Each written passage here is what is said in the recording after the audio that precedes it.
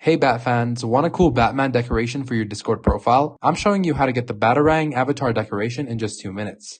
Let's swing into it. First, open Discord on your desktop or browser. This won't work on mobile yet, so stick to your computer. Head to the Discovers tab, it's the compass icon on the left. Scroll down to Quests and look for Batman Arkham Shadow quest. It's got a slick Batarang image.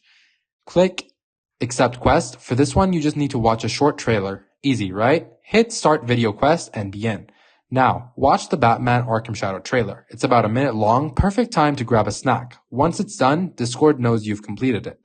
Go back to the Quest tab or your gift inventory and it's under your user settings. You'll see the Batarang ready to claim. Click Claim Reward, then use Now to equip it.